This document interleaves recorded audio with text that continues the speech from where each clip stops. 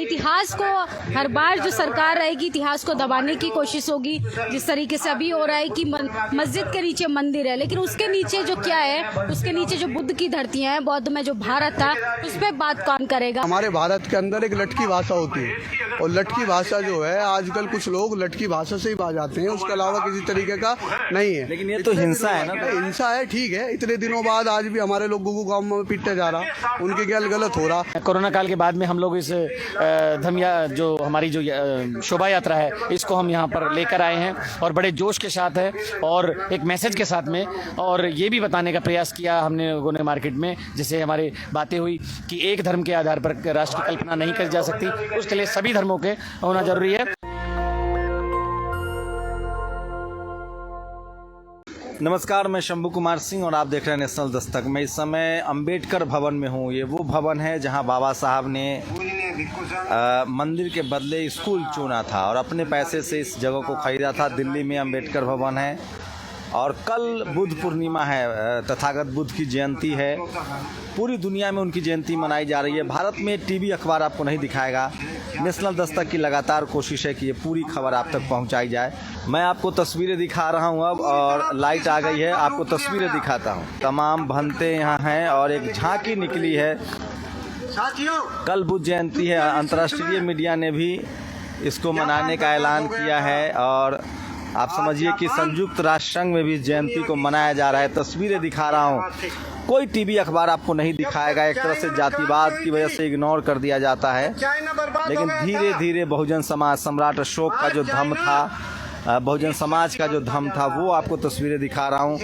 अभी भी रैली भी निकली है, वो दिखा रहा हूँ। ये तमाम तस्वीरें देखिए, महिलाओं की संख्या है, लोग पंक्तिबद्ध बैठे हुए। ये तस्वीरें देखिए, ये तस्वीरें दिखा रहा हूँ आपको बुद्ध जयंती को लेकर। और ये वो ऐतिहासिक जगह है जिसे बाबा साहब ने बनाया था और ये तस्वीरें देख सकते हैं। नए जय भीम नवोदय, जय भीम जय भीम।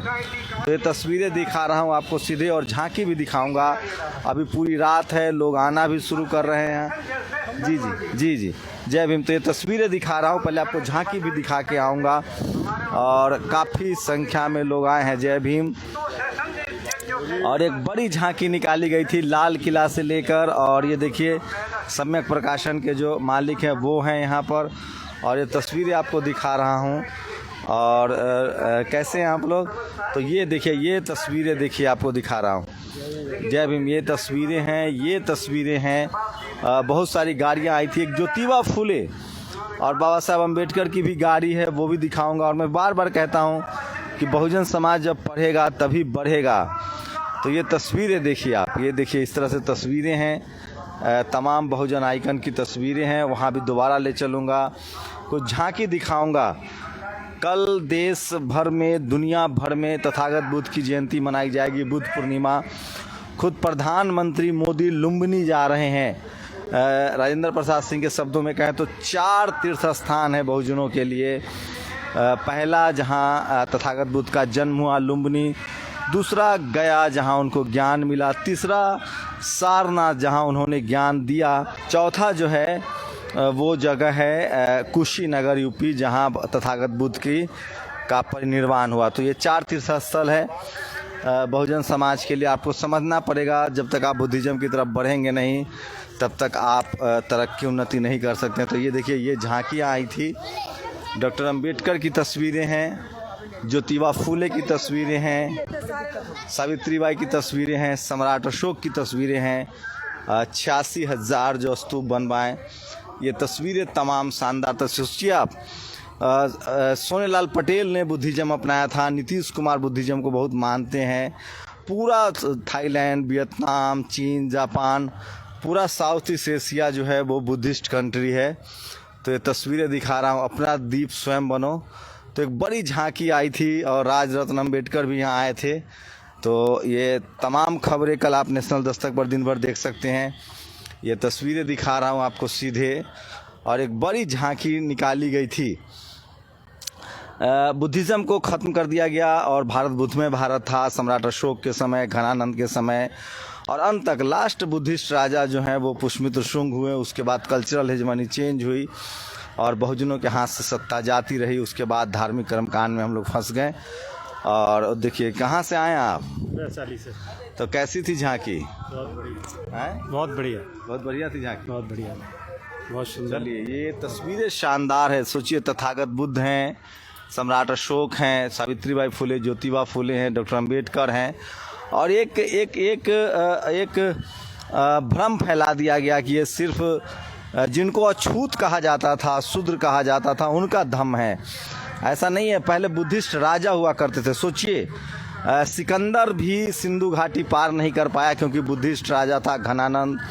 सम्राट अशोक जब अखंड भारत था, और किस तरह से जब कल्चरल हेजमनी बदली और सम्राट अशोक की पूरी इतिहास को मिटा दिया गया, लेकिन उसके बाद अंग्रेज आते हैं और उन्होंने फिर से एक बार बुद्धिज़्म को खोज किया। फिर बाबा साहब ने 1956 में धम्म की दीक्षा ली और बुद्ध में भारत का सपना देखा। तो इसमें इक्वालिटी है, फर्टर्निटी है, समानता है, और इसीलिए बहुत ज़रूरी है कि आपको बुद्ध को जानना चाहिए, समझना चाहिए। एक ऐसा शख्स जिसने 2500 साल पहले कहा कि कोई भगवान नहीं है, आप जैसा काम करेंगे आपको वैसा फल मिलेगा।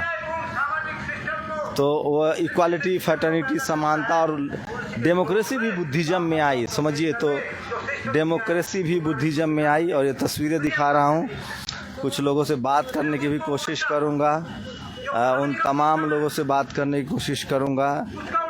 ये देखिए, तो अब मैं फिर आ गया हूँ और तमाम लोगों से बात करूँगा। कैसी थी झांकी आज? झांकी शानदार थी। आप पीछे, मेरे पीछे जरा आप कैमरे से देखेंगे तो वो कार दिख रही है आपको, और बहुत बड़ा एक मैसेज था कि कोरोना काल के बाद में हम लोग इस जो हमारी जो शोभा यात्रा है, इसको हम यहाँ पर लेकर आए हैं और बड़े जोश के साथ है और एक मैसेज के साथ में। और ये भी बताने का प्रयास किया हमने लोगों ने मार्केट में, जिससे हमारी बातें हुई कि एक धर्म के आधार पर राष्ट्र की कल्पना नहीं की जा सकती, उसके लिए सभी धर्मों के होना जरूरी है। अगर धर्म के नाम से या धर्म के वजह से राष्ट्र बनते तो पूरे मेरे 8-10 स्टेट होते, 8-10 कंट्रीज होती, इतनी कंट्रीज नहीं होती। तो ये सर्वधर्म के लिए, और हम ऐसे धर्म को मानते हैं जो समता, बंधुत्व, भाईचारा को मानता हो। तो देखिए, ये तमाम लोग हैं जो बुद्धिज़्म को लेकर बात कर रहे हैं। सम्यक प्रकाशन के मालिक हैं, उनसे ही बात करें। तो आप तो एक बड़ा काम कर रहे हैं। कितनी किताबें आ गई हैं बुद्धिज़्म पर? थोड़ा खड़ा हो जाइए। कितनी किताबें आ गई हैं? इस वक्त 2500 के करीब किताबें हो चुकी हैं, और पिताजी के जाने के बाद उनका कारोबार रुकने ना पाए, तो उनके जाने के बाद भी 150 किताबें और आ चुकी हैं। नहीं, अभी 150 किताबें और 150 किताबें पापा जी के जाने। बहुत सारे लोग फोन करते हैं कि हम धम्म की किताबें कैसे मंगवाएं? धम्म की किताबों के लिए आप सम्यक प्रकाशन से सीधा संपर्क कर सकते हैं। जैसे हमारा नंबर है 9818390161। इस नंबर पर संपर्क करके आप पूरे देश में, क्या विदेश में भी किताबें मंगा सकते हैं, और किताबें आप कैश ऑन डिलीवरी भी मंगा सकते हैं, हर तरीके से। तो देखिए, ये तमाम लोग हैं जो धम्म को दिखा रहे हैं। मैं भी आपको तस्वीरें दिखा रहा हूँ सीधे, और लोगों से बात करूँगा। आज पूरी दुनिया में कल बुद्धिज़्म मनाया जाएगा, बुद्ध की जयंती मनाई जाएगी, और काफ़ी संख्या में है। नेशनल दस्तक की कलीग हैं निधि रतन, वो भी आई थी, और उनसे समझने की कोशिश करेंगे कि निधि कैसा था।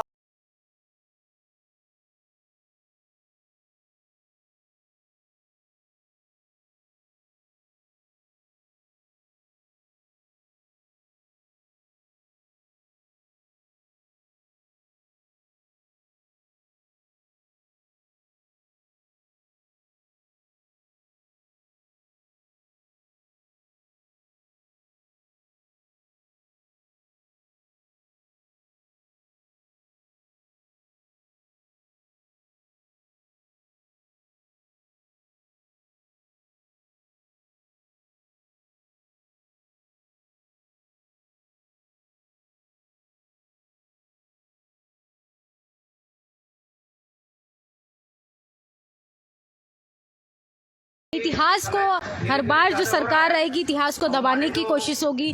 जिस तरीके से अभी हो रहा है कि मस्जिद के नीचे मंदिर है, लेकिन उसके नीचे जो क्या है, उसके नीचे जो बुद्ध की धरतियां हैं, बौद्ध में जो भारत था, उस पर बात कौन करेगा? प्राइम मिनिस्टर नरेंद्र मोदी जब भारत आते हैं तो राम के नाम पे राजनीति करते हैं, लेकिन विदेशों में जाते हैं तो बुद्ध की धरती से आए। वो तो चारों तीर्थ कर चुके हैं। वो तो लुम्बिनी जा रहे हैं कल, जहाँ आज तक 4 तीर्थ, राजेंद्र प्रसाद सिंह की माने तो बुद्धिस्टों के लिए 4 तीर्थ है।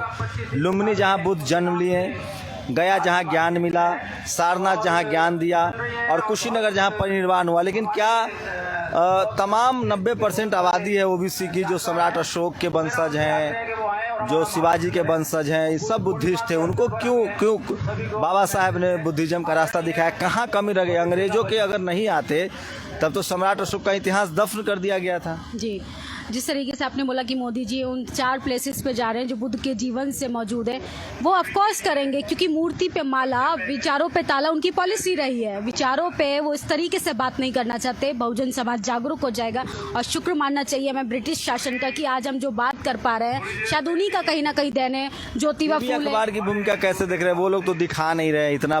कल संयुक्त राष्ट्र संघ भी तथागत बुद्ध की जयंती मनाएगा। दुनिया में कोई ऐसे दार्शनिक नहीं है, आज धर्म के जनक नहीं है जिनका जन्मदिन मनाया जाता, लेकिन कल संयुक्त राष्ट्र मनाएगा। भारत में कहाँ कमी रह जा रही है? सर, भारत की मीडिया इसलिए नहीं दिखा रही है क्योंकि प्रशासन में, मीडिया में, ब्यूरोक्रेसी जॉब में एकमात्र जाति के लोग हैं और जातिवाद का जो जहर है उसकी जड़ें इतनी मजबूत हैं कि वो नहीं चाहते कि बहुजन समाज एकजुट हो। वो राजनीति कैसे कर पाएंगे? तमाम वर्गों में कैसे विभाजन करके ही राजनीति कर पाएंगे ना। ओबीसी समाज को भगवा चादर उड़ा के जिस तरीके की राजनीति की जा रही है, अगर ओबीसी समाज जागरूक होगी, सबसे ज्यादा भारत में सबसे ज्यादा महापुरुष जो हुए विचारक जिनको बोला जाए, कर्पूरी ठाकुर की बात करें, कुशवाहा जी की बात करें, बिहार की जो धरती से मैं बता दूं, कर्पूरी ठाकुर हो, जगदेव बाबू हो, सोनेलाल पटेल हो, रामस्वरूप वर्मा हो, ये सब अर्जक संघ और बुद्धिज्म से सब बुद्धिस्ट थे। पेरियार ललाई सिंह यादव, ज्योतिबा फूले। आपका क्या नाम है? मेरा नाम पवन कुमार हुआ। तो आप बुद्धिस्ट हैं? नहीं, मैं बुद्धिस्ट नहीं हूँ। अच्छा। हाँ, मैं बुद्धिस्ट नहीं हूँ, मैं तो अपने चमार समाज से हूँ। अच्छा। शेड्यूल कास्ट है। हाँ, तो शेड्यूल। बुद्ध को मानते हैं? हाँ, सबका सम्मान करते हैं। भगवान बुद्ध का, संत शिरोमणि गुरु रविदास जी महाराज का, बाबा साहब भीमराव अम्बेडकर का सम्मान सबका करते हैं। विचारधारा बुल्ट विचारधारा है जिस पर आगे चलना चाहिए। गुलामी से हम बाहर निकलेंगे, हमारा समाज बाहर निकलेगा। चलिए, तो लेकिन सर इन्होंने एक बात बोली, जिस तरीके से इन्होंने बोला खुद को कि मैं चमार जाति से हूँ, शेड्यूल कास्ट से हूँ, जिस जातिवाद की जड़ों में हम जकड़े हुए हैं उसी का हम प्रचार प्रसार कर रहे हैं। हमें खत्म करना चाहिए। द ग्रेट चमार, मैं चमार हूँ, इस तरीके की चीजें हमें नहीं बोलनी चाहिए। लेकिन SC ST OBC माइनॉरिटी तो कॉन्स्टिट्यूशनल टर्म्स है। कॉन्स्टिट्यूशन टर्म्स को हमें यूज करना चाहिए कि शेड्यूल कास्ट, क्योंकि शेड्यूल कास्ट भी तमाम जातियों में विभाजित है। कोई ऊपर कोई अपर समझता है अपने आप को। वहाँ पर हम लोग बुद्धिज्म पे रहते हैं, क्या लग रहा है पूरा साउथ ईस्ट एशिया, दुनिया के तमाम कॉलेज यूनिवर्सिटी में बुद्ध पर रिसर्च होता है। भारत में आप जब बुद्धिज्म पढ़ रही थी, MPhil कर रही थी, तो कैसा अनुभव? सर, बहुत अच्छा एक्सपीरियंस था और बुद्धिज्म ही एकमात्र रास्ता है। डॉक्टर BR अम्बेडकर को कहीं ना कहीं लगा कि बुद्धिज्म ही एकमात्र रास्ता है कि भारत में जिस तरीके की चीज़ें हो रही हैं, जातिवाद को ख़त्म करना है और इक्वलिटी को अगर बढ़ावा देना है, समानता को बढ़ावा देना है, तो बुद्धिज्म का ही मार्ग है, अष्टांगिक मार्ग है। पारमिताओं को आपको फॉलो करना पड़ेगा, पंचशील को अपनाना पड़ेगा और यही कहीं ना कहीं बहुजन समाज पीछे छूटता जा रहा है, इसलिए एकजुट नहीं हो पा रहा है। लोग कह रहे हैं कि बुद्धिज्म मानने वाले लोग कमजोर हो जाते हैं, वो कमजोर होते हैं। सब बुद्धिज्म मानने वाले कमजोर नहीं होते, बुद्धिज्म मानने वाले हिंसा छोड़ देते हैं। वो शील, छल कपट प्रपंच, प्रज्ञाशील समाधि की ओर जाते हैं, इसलिए वो हिंसा से बचने की कोशिश करते हैं। क्या कहना चाह रहे नहीं कहना चाहता, मैडम ने बहुत अच्छा कहा। करुणा, प्रज्ञा, 22 प्रतिज्ञा है, शील, समाधि सब अच्छी चीजें हैं, लेकिन हमारे भारत के अंदर एक लटकी भाषा होती है और लटकी भाषा जो है आजकल कुछ लोग लटकी भाषा से ही बाज आते हैं, उसके अलावा किसी तरीके का नहीं है। लेकिन ये तो हिंसा है ना? हिंसा है, ठीक है। इतने दिनों बाद आज भी हमारे लोग गुगु गांव में पीटते जा रहा, उनके गैल गलत हो रहा, तो वो सब चीजें, कानून कहाँ काम आते हैं? थाने में जे वो पैसा फेंक देगा, वो फिर वहीं का वही गुलाम का गुलाम। ये कचहरियों में इन्हीं के अड्डे। तो मेरे साथ भी हो रहा है, तो मैं क्या हिंसा पर उतर? नहीं, हिंसा पर नहीं उतरना। हिंसा तो फिर मेरे साथ भी गलत हो रहा, मैं का तलवार उठा रहा हूँ। लेकिन समाज को ये करुणा प्रज्ञा के इसमें रस्सी में बांध करके एक ठंडा खून का नहीं बनाना चाहिए, उसमें इतना ब्लड में जान होना चाहिए। तो वो कम से कम अपने ऊपर हो रहे जुल्म का कम से कम जवाब तो दे सके, इतना तो बना। क्या कहेंगे? नहीं तो वो तो मोमबत्ती जलाई और चल दिया घर को पूरी। लेकिन सबसे ज्यादा विशाल और ताकतवर राजा तो सम्राट अशोक थे, जो बुद्धिस्ट थे। अब मैं ये भी तो कह सकता हूँ, जब वो भगवान बुद्ध की तरफ गए तो उनके पोते तक आते आते रात चला गया। अगर वो ऐसे ही रहते तलवार में जब तक ब्लड लग रहा था, तो कुछ सम्राट अशोक से लंबा राज भारत में किसका रहा है? सम्राट अशोक का रहा और वो हमारे पूज्य, तो उनका सम्मान। कौन सा राज? तो सबसे ज्यादा 2000 साल तक सम्राट अशोक का राज रहा। मुगल तलवार चलाए 600 साल, राजपूत राजा लोग तलवार चलाए, नाम लेने वाला नहीं है। जानते हो ना इस बात को कि बिना तलवार के राज नहीं तो किया? मैं तो नहीं, मुझे तो लगता है करुणा के बल पर सम्राट अशोक को दुनिया नहीं मानता। मैं तो तलवार अरे सबसे ज्यादा 2000 साल सिकंदर जिसके डर से भारत में नहीं घुसा घनानंद के डर से, सिंधु घाटी पार नहीं किया। अशोक हमारा शौर्य है, हम उस बात से थोड़ी क्या कमजोर थे? नहीं, काहे कमजोर जो हो? आदमी अहिंसा अपनाता है वो कमजोर होता है। बुद्ध कमजोर थे? वो अच्छा होता, लेकिन ये जो आपका विचार है ना हमारे लोगों ये को, कैसे? ये तो कह रहे हैं बुद्धिस्ट मतलब कमजोर होना। इन्होंने बोला कि अशोक सम्राट अगर हिंसा छोड़कर, आज अशोक सम्राट को पूरी दुनिया जान रही है तो सर इसलिए कि उन्होंने हिंसा छोड़ दी थी। उन्होंने संघमित्रा को, राहुल को श्रीलंका भेजा, उन तमाम राज्यों में आज अशोक सम्राट को एक चलिए लंबी बहस होगी। सम्राट अशोक वो राजा थे जिन्होंने बुद्ध को 86,000 स्तूप बनवाए और पूरी दुनिया में बुद्ध को फैलाया। तो ये तस्वीरें दिखा रहा हूँ। और इस देश में एक बड़ा जातिवाद हुआ। भारत का जो मूल धम्म था, जो विचार था, उसको एक जाति का धर्म बता के रख दिया गया। सोचिए, धर्म में भी जाति है। जो षड्यंत्र के तहत दबाया गया था। बौद्ध धर्म जो था ना, वो भारत का मूल धर्म था। मूल धर्म ये था। आएंगी छात्रा आई है, एमफिल की छात्रा आई, समझिए क्या क्या पढ़ाया जाता है एमफिल में, बताइए। सर मैंने तो पढ़ाई हिस्ट्री पढ़ाई जाती है, फिलोसफी पढ़ाई जाती है, आपको लैंग्वेज भी पढ़ाई जाएंगी। भारत की जो मूल लैंग्वेज है संस्कृत बताया जाता है, जबकि पाली भाषा है। तो ये मैं तो सिर्फ राजेंद्र प्रसाद सिंह को जब पढ़ता हूँ तो वो लिखते हैं कि भारत महागुरु था, मतलब बुद्ध के समय ही वही गुरु थे। दुनिया में पैदल ही उन्होंने पूरी दुनिया विश्व गुरु नाप दिया। तमाम आपके पास कॉलेज थी, यूनिवर्सिटियां थी, लेकिन आपके लोगों को तो बुद्धिस्ट लोगों को तो लगता है कि हम बेवकूफ़ हैं। सर नहीं, बुद्धिस्ट लोगों को ये नहीं लगता कि बेवकूफ़ हैं। बुद्धिस्ट लोगों को बहकाने की कोशिश की जा रही है। क्या ऐसा बोला जाता है कि आप अगर बुद्धिज़्म की ओर जाएंगे तो आपका आरक्षण खत्म कर दिया जाएगा, जबकि ऐसा कुछ नहीं है। ये सिर्फ सवर्ण समाज की सिर्फ पॉलिसी है, एजेंडा है कि आप बुद्धिज़्म की ओर अग्रसर होते हैं तो आपका आरक्षण खत्म हो जाएगा, आपके बच्चों के लिए स्कूल कॉलेज के दरवाजे बंद हो यहाँ जो क्षत्रिय थे ना वही बुद्धिस्ट थे, जिनके राजपाट था, जिनका राजा था। और वो कौन लोग हैं जिन्होंने 21 बार उनका नरसंहार किया, ये भी इतिहास में कभी लिखा जाएगा। कोई आएगा फूले पेरियार अंबेडकर, वो बताएगा कि ये जो कहानी है ना कि परशुराम ने क्षत्रियों का 21 बार नाश किया। दरअसल इस देश में क्षत्रिय मतलब किसान, जो बुद्ध के परिवार थे, जो सम्राट अशोक थे, घनानंद थे, उनका नाश किया गया। दशानंद जो 10 बुद्धिस्ट राजा थे, उनका नाश किया गया। और किस तरह से बड़ी कॉन्स्पिरेसी हुई है। आप लोगों को क्या लगता है, आप लोग बुद्धिज्म को लेकर क्या सोचते हैं? बस ये सोचते हैं भारत पे जो है ना, सबसे पहला जो था वो बुद्ध धर्म था। पूरा भारत ही आप कन्याकुमारी से लेके अफगानिस्तान तक, तजाकिस्तान तक बौद्ध शासक था और बौद्ध राजा रहे हमेशा। बोलिए, आज भी बुद्धिस्ट सबसे ज्यादा PhD है भारत में। हाँ बिल्कुल होंगे वो तो बुद्धिस्ट का मतलब अपने तो बुद्धि का यूज करते हैं, अंधविश्वास में नहीं फंसना। अब हमारे लोग जो हैं ये बड़ी लाइन क्या है बुद्धि, लेकिन लोगों ने बुद्ध को बुद्धू बना दिया। बुद्ध से बुद्ध वो षड्यंत्र था। वो क्या हुआ ना, वो तो सबका शासन आया था 700 ईस्वी तक। तो मैं कह रहा हूँ 5वीं शताब्दी में फाहियान आए थे, हिंसा आए थे, पूरा देश बुद्धिस्ट था। उन्होंने अपनी किताबों में लिखा हुआ है, हिंसांग ने अपनी किताब में लिखा, जब वो भारत दर्शन के लिए आया था। तो ये लोग तो कह रहे हैं कि ताजमहल की खुदाई हो, कुतुब मीनार की खुदाई हो, वहाँ मंदिर है। आप लोग क्यों नहीं मांग करते हैं कि उसके नीचे खुदाई हो, वहाँ बुद्धिस्ट हैं? पूरे भारत में आप कहीं पे खुदाई कर लो, अगर निकलेंगे ना पुराने जितने भी एविडेंस निकलेंगे वो बुद्ध के निकलेंगे। हाँ भाई, और आज तक सारे मंदिरों जितने भी मंदिर बने हैं इसमें सब बुद्धिस्ट मिलेंगे। जितने भी बुद्धिस्ट मंदिर तोड़ के इन्होंने मंदिर बना दिए हैं। जितने भी एविडेंस निकलेंगे वो बौद्ध मिलेंगे, पुराने जितने मिलेंगे। ईस्वी से पहले सब बौद्धिस्ट था और ईस्वी के बाद भी 700 ईस्वी तक बौद्ध थे भारत में। 1200 ईस्वी में, 1200 शताब्दी में वो बख्तियार खिलजी ने नालंदा विश्वविद्यालय जलाया था। उसके बाद से ब्राह्मण धर्म या हिंदू धर्म जो था ये वर्चस्व में आया था। उससे पहले बौद्ध थे भारत में और यूनिवर्सिटी थी, आविष्कार होते थे भारत में। लैंग्वेज का संस्कृत के भी ऐसे बताया जा रहा है कि संस्कृत का आविष्कार भी बौद्धिस्ट ने ही किया था, क्योंकि विश्वविद्यालय जो थे वो बड़ी लंबी बातचीत हुई। और शुक्रिया आप लोग का ज्वाइन करने के लिए, शुक्रिया निधि। और मैं आपको मैं फिर कह रहा हूँ, मेरी शिकायत सिर्फ इतना है कि दुनिया में सबसे पूरा साउथ ईस्ट एशिया, भारत एक बुद्धिज्म जो धम्म है, धर्म नहीं है, जिसमें विज्ञान है, उसको दिखाने के लिए मीडिया के पास समय नहीं है, लेकिन सोशल मीडिया आपको दिखा रहा है।